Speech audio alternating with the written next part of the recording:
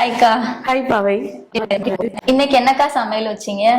காலையில இட்லி சாம்பார், மத்தியானம் பிசிபெலே பாத், நைட்டுக்கு சப்பாத்தி சாம்பார். சாம்பாருங்கிற வார்த்தையே அண்ணாக்கு பிடிக்காதே, அப்புறம் எப்படிக்கா இப்படி எல்லா வேலையும் சாம்பாரே வச்சிருக்கீங்க? அதெல்லாம் ஐயனார் கிரிஷ் மசாலா சாம்பார் பொடி வாங்குறதுக்கு முன்னாடிப்பா. இப்ப கதையே வேற. ஐயனார் கிரிஷ் மசாலா சாம்பார் பொடியில சாம்பார் வைக்க ஆரம்பிச்சதுல இருந்து 3 வேளை சாம்பார் வச்சாலும் சந்தோஷமா சாப்பிடுறாரு. ஆமா, நிஜம்தான்க்கா.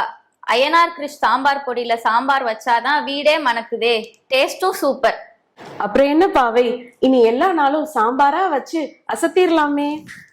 பாத்தீங்களா, எங்க ஐயனார் கிரிஷ் வெஜ் மசாலாவையும் நான்வெஜ் மசாலாவையும் யூஸ் பண்ணி விதவிதமா டிஷ் செஞ்சு அசத்திட்டு இருப்பீங்க.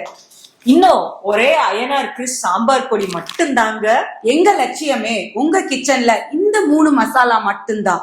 ஐயனார் கிரிஷ் யுனிக் சைவ விருந்து மசாலா, ஐயனார் கிரிஷ் யூனிக் அசைவ விருந்து மசாலா, ஐயனார் கிரிஷ் சாம்பார் பொடி.